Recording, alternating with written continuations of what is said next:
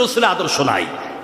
আমরা হিংসার বিরুদ্ধে ওয়াজ করি, আমরা অহংকারের বিরুদ্ধে ওয়াজ করি, আমরা তাকাব্বুরের বিরুদ্ধে ওয়াজ করি, আমরা প্রতিহিংসার বিরুদ্ধে ওয়াজ করি। আজকে বাংলাদেশের গোটা জাতীয়ভাবে ঐক্যকে বিনষ্ট করছে যে পীর, সে পীর হচ্ছে চরমোনাই, কোনো সন্দেহ নাই।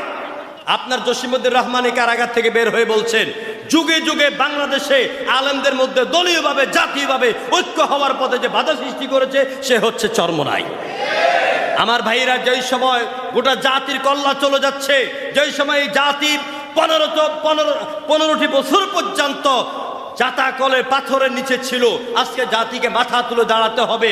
আজকে কার আমল কিরকম, কার দাড়ি কত লম্বা, কার মাথায় টুপি নাই, কে পায়জামা পরে, কে প্যান্ট পরে, কে তাহাজ্জুদ পড়ে, কে নফল পড়ে, কে পড়ে না, এগুলি দেখার সময় এখন নয়।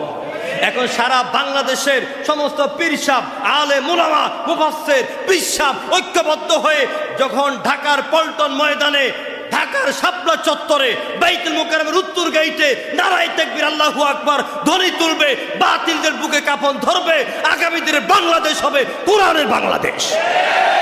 কিন্তু তারা আজকে তা না করে কি করছেন? জামাত ইসলামের আকীদা খারাপ,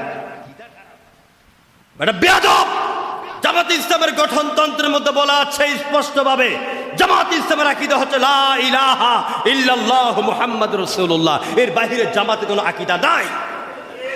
আমরা মওদুদির গোলাম না, আমরা মওদুদি আমাদের পীর নয়, মওদুদি আমার ফেকার ইমাম নয়।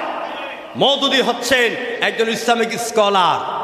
তিনি যদি ভুল করেন আমরা ভুল মানব না, কারণ তার ভুল ধরার মতন যোগ্যতা সম্পন্ন আলেমও জামাত ইসলামের মধ্যে আছে। সুতরাং আমরা তার গোলামি করি, আমরা গোলামি করি কোরআন এবং হাদিসের।